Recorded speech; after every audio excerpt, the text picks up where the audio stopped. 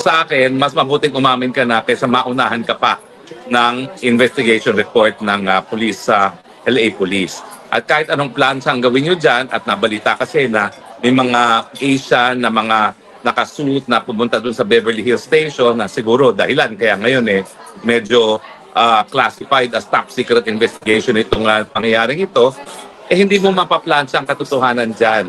Kung sa tingin mo sa Pilipinas, kayang-kaya mo lahat, diyan sa Amerika, hindi mo kakayanin. Lalo na droga ang pinag-uusapan. Pagpatuloy po natin yung diskusyon natin kahapon tungkol kay Paulo Tantoco kasi baliktad daw yung aking mukha. Nakagamin daw ako doon sa aking mukha kahapon.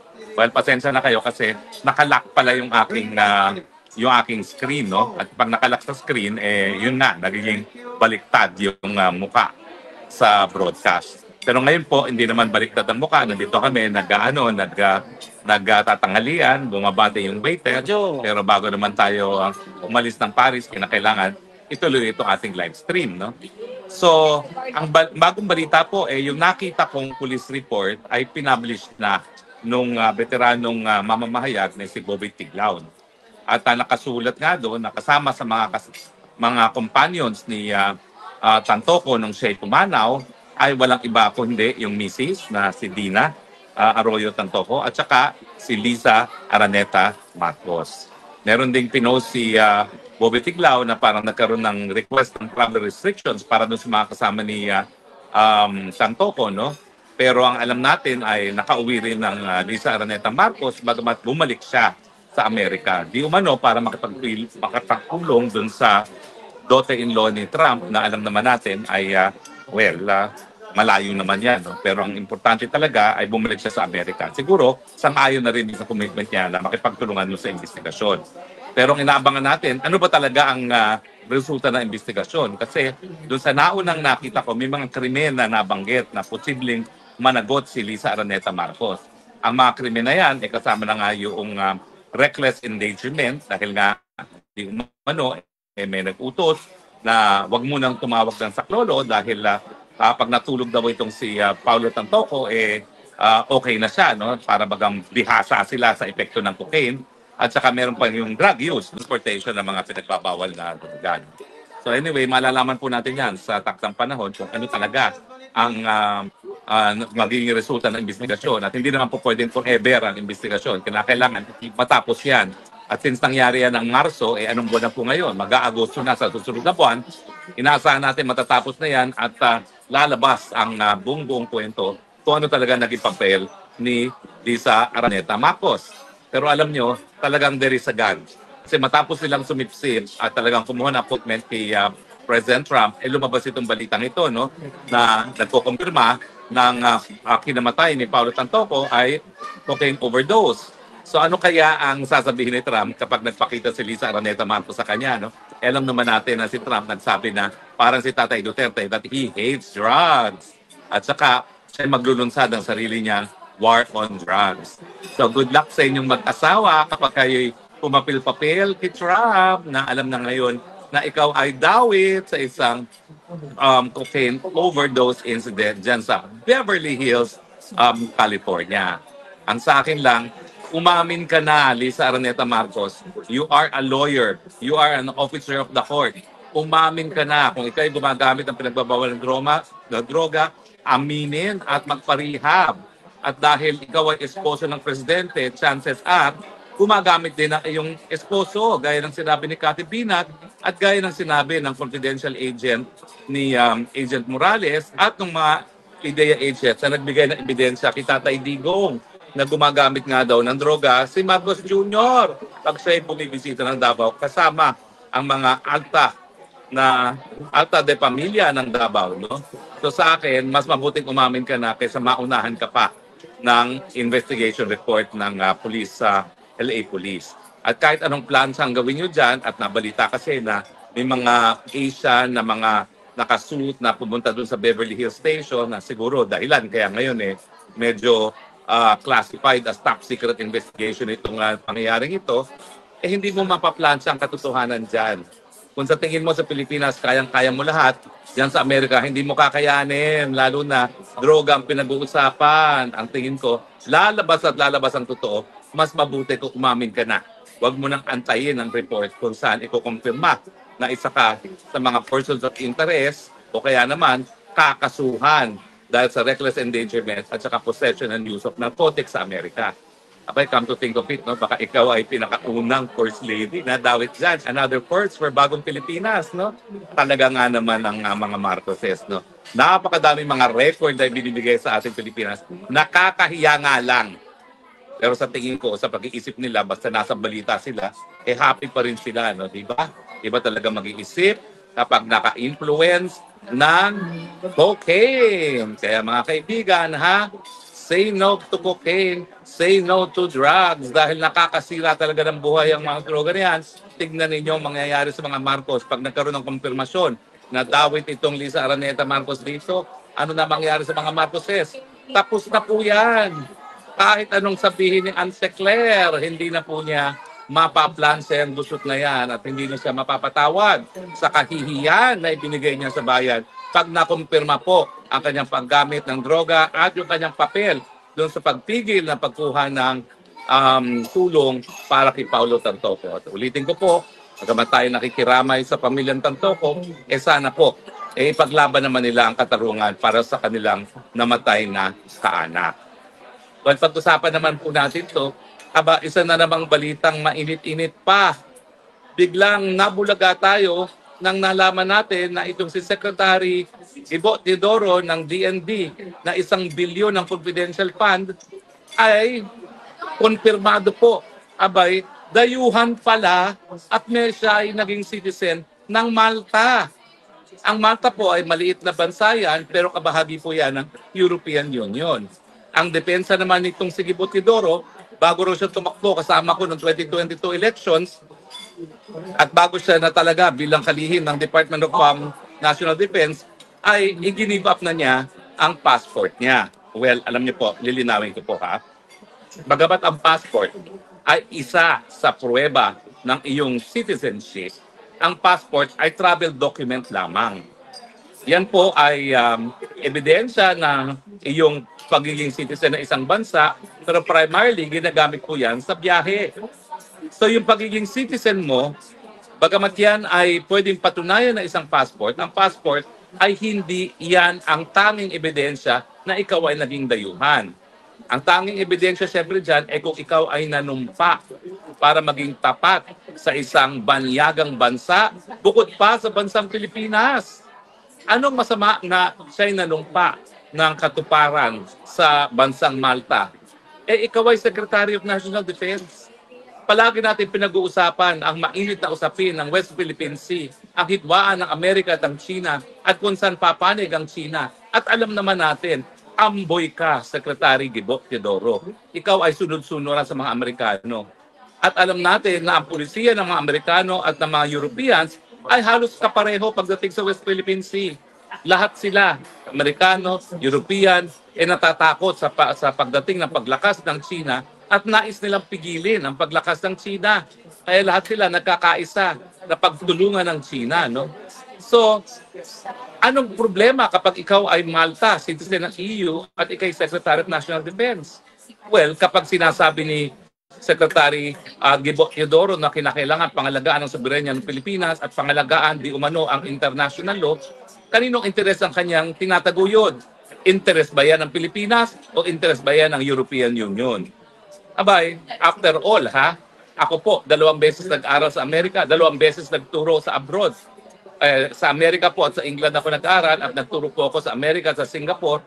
Pero minabuti ko pong wag manumpa ng katuparan sa kahit anong banyagang bansa. Dahil hindi po pwede na magkaroon na ng 2 amo. You can only have 1 master. Yan po aking paniniwala.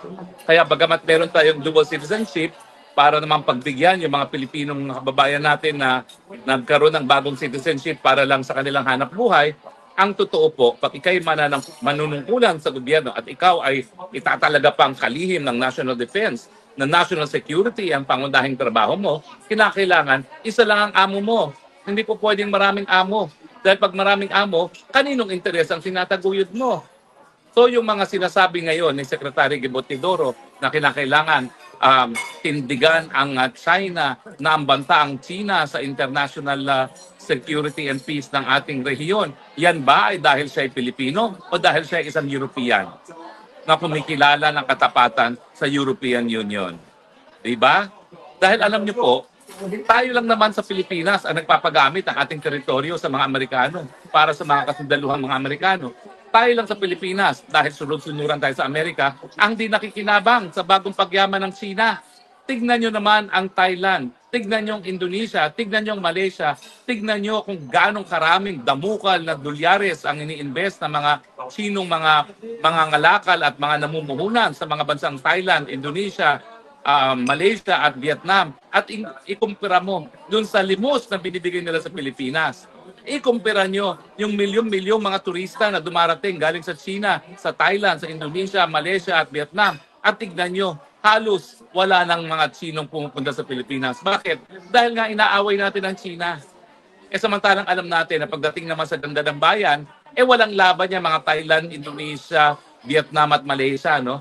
Pinakamagaganda po ang ating beaches. Pinakamagaganda ang ating mga tanawin. And yet, walang napupunta ng Chino. Bakit? Kasi si Marcos Jr., si Gobot Teodoro, tinatrato na kalaban ng China. At bakit naman pupunta mga Chino rito kung sa tingin nila, nagkakaroon ng peligro sa kanilang mga buhay sa pamamagitan ng pagbisita sa Pilipinas dahil tinuturing sila ng mga kalaban. O ngayon, ang tanong ko, kapag ikaw ay tinuturing mong kalaban ng China, sinong interes ang tinataguyod mo? Interes Pilipino o interes ng European Union? Kasi kung interes ng Pilipino ang tinataguyod mo, ang dapat na inaatupag mo, ano ang magbibigay ng mas maraming pagkain sa hapagkainan ng mga Pilipino? Hindi ba yung mga kapital na po pwedeng dali ng China, yung mga turista na po pwedeng maging dahilan na magkaroon ng napakadaming hanap buhay dito sa Pilipinas? Yan ay magbibigay ng mas maraming pagkain sa hapagkainan ng mga Pilipino at dapat yan ang ating atupagin. Dahil yan ang sang-ayon sa ating pangnasyonal na interes na itaas ang antas ng kabuhayan ng ating mga kababayan. Ba't hindi mo ginagawa yan? At kabaliktaran ng ginagawa mo. Dahil ba ikaw ay nag-swear ng allegiance sa Malta at sa European Union? Ano ba yan? Wala naman nagpilit sa iyo na kumuha ng multi-citizenship. In fact, walang dahilan para kumuha ka ng multi-citizenship. Wala naman naghahabol sa iyo. Dahil mula nung nanalo iyong pinsan, si Marcos Jr., hindi ka naman po pwede magpanggap na ikaw ay inaapi at kinakailangan mo ng fallback kung ikaw ay apihin sa Pilipinas. Nung panahon naman ni Presidente Duterte, ilang beses kita nakita sa Davao. Isa ka sa pinakasipsip kay Tatay Digong. At matapos na maging presidente ang Tatay Digong at kinidnap sa dahig, ang hindi ko maintindihan, sa kabila na yung kasipsipan kay Tatay Digong, isa ka pang naging promotor at taga-implement ng pag-ngidnap kay Tatay Digong. Ano ba yan? Ang taas ng respeto ko sa iyo Dahil number 1 ka sa bar, number 1 ka sa klase mo sa UP Law, bagamat hindi tayo magkapatch, no? Pero bakit ganun? Bakit wala kang katapatan doon sa sinipsipan mong presidente? Di ba? Ilang beses na madaling araw na ikaw inaabot dyan sa Davao, nakikipag-inuman kay Tatay Digong. At proud na proud mong sinasabi na naging kliyente mo si Tatay Digong. And yet, parang sa'yo, baliwala lahat yon. At talagang nung kinidnap si Tatay Digong, isa ka sa 3 pinaka-influential na nagpatupad niyang kidnapping na yan. Tapos malalaman namin ngayon, ikaw pala ay kumuha ng ibang citizenship bukod sa Pilipinas. Anong dahilan mo? Nung panahon ni Tatay Digong, sip-sip ka. Wala namang dahilan para ikay kumuha ng asylum o para maniguro sa pamamagitan ng pagkakaroon ng pangalawang citizenship. Tapos naging presidente ang iyong pinsan ni Marcos Jr., lalong wala kang dahilan. Nung panahon ni Noynoy Aquino, wala ka rin dahilan. Bakit? Kamag-anak mo rin si Noynoy Aquino. Diba? Maski hindi magkakampi sa politika ang iyong tiyuhin na si Danding at si Cory, magkakadugo pa rin kayo. Hindi naman makukuha na magkakadugo na ikaw ay pakulungin. Diba? So sa tingin ko, wala talagang dahilan. Walang banta sa buhay mo para ikaw ay kumuha ng pangalawang citizenship. Other than, ayaw mo lang talagang maging Pilipino. Pues, kung ayaw mo maging Pilipino, huwag kang manungkulan. Ganun lang yun. Ako nga bagamat tayo kumukuha ng asylum sa Netherlands, talagang linilinaw ko po, hindi ko itatakwil ang aking pagiging Pilipino. Kung ako i-require sa asylum proceedings na ipatakwil ko ang pagiging Pilipino, hindi ko na po itutuloy yan. Magpapakulong na lang ako sa Pilipinas dahil ni minsan, sa dami ng pagkakataon ko na itakwil ang aking pagka-Pilipino, hindi ko po ginawa. At kaya nga po, tinatapos ko ang lahat ng aking lives sa pagsasabi na mahal ko ang Pilipinas dahil ito lang ang aking lupang sinilangan, ito lang ang aking bansa, ito lang ang bansa ang mamahalin ko, at ito lang ang bansa na aking ipagtatanggol. Wala na po akong sinumpaan ng katapatan kung hindi sa bansang Pilipinas at wala po akong plano kahit kailan na manumpa ng katapatan sa kahit ano pang banyagang bansa. Ako naman, dito kay Marcos Jr., kamag-anak mo rin itong si Gibo, 1 bilyon ang intelligence funds ng DND, 5 bilyon ang intelligence funds mo, bakit hindi mo nalaman? Nadayuhan pala yung dais mo maging Secretary of National Defense. Hindi lang yun. Talagang riniserba mo yung posisyon ng Secretary of National Defense. Kay Gibo Teodoro, inantay mo siya hanggang matapos yung kanyang election ban para italagang Secretary of National Defense. And yet, hindi mo alam na dayuhan siya. Yan kasi kung ano nung inaatupag mo. Kaya nga sinasabi ko bagamat hindi ko sinasabi talaga na conclusive na ikaw ay bangag, chances are, baka ikaw nga kasi hindi mo pinapasimulingan sa pamamagitan ng hair follicle test. Kaya ulitin ko po para na ako silang plaka, hair follicle test kung gustong pasinungalingan na ikaw ay bangag. Diba? At lahat kami matutuwa kung mapapatunayan na hindi ka bangag. Kasi malalaman namin na lahat ng iyong kapalpakan hindi pala dahil siya ikaw ay nagbangag kung hindi ka talaga ay walang kakayahang mamuno. Parang mas okay tanggapin dun sa mga nabudol mo sa unit team na talagang wala ka lang kakayahan talagang mamuno kaysa doon sa sinuportahan namin ang isang bangag. Kaya please lang, magpa-hair follicle test ka na para mas madaling tanggapin sa amin mga nabudol mo na at least talagang wala ka lang talagang kakayahan mamuno. At hindi yan dahil sa bisyo, di ba? Ay, nako, buhay-buhay nga lang naman. Tayo, move on na tayo na dahil natanggap na naman natin ang budol tayo. At ngayon, kinakailangan lang tayo manindigan na hindi na tayo papayag na salawlain ang ating bayan na mga tao na wala sa tamang pag-iisip. So ngayon, ulitin ko po itong kumpirmasyon na si Paulo Tangtoco ay namatay sa cocaine overdose, kinakailangan sagutin.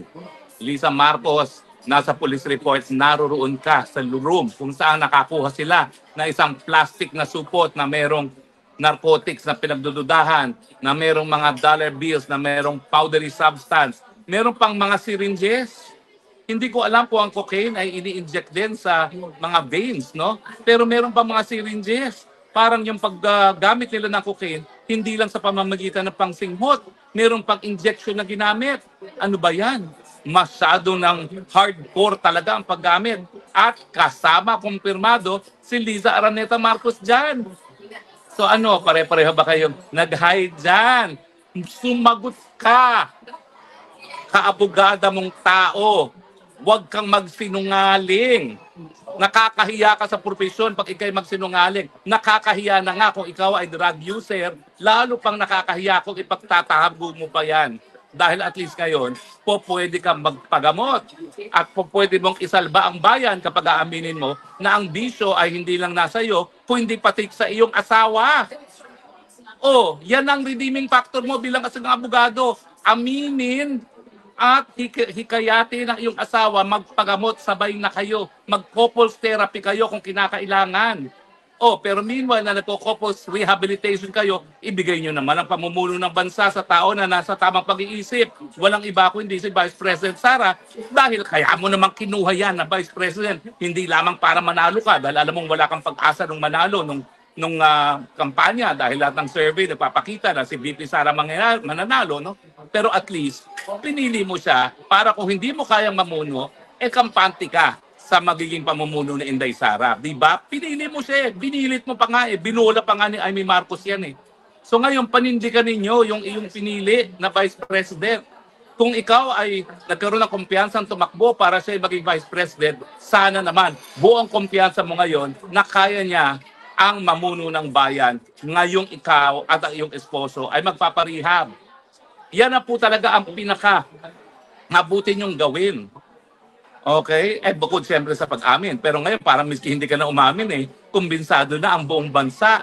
Auntie Claire, nabibingi ako sa iyong katahimikan. Ano na namang kabalbagan ang sasabihin mo dito sa report tungkol kay Paulo Tantoco na kumpirmado sa police report, naroon kasama sa kwarto kung saan namatay si Paulo Tantoco, doon sa same kwarto na nakakuha ng supot ng cocaine ang ating First Lady, ano na naman kabalbalan ang sasabihin mo para umiwas sa, katotohanan.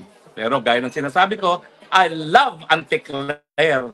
Mapapabilis ang pag-alis kay Marcos dahil sa kanya. We love you. Huwag kang aalis dyan. Kailangan ka namin ng mas mapabilis ang pagpalit sa tao na walang kakayahang mamuno.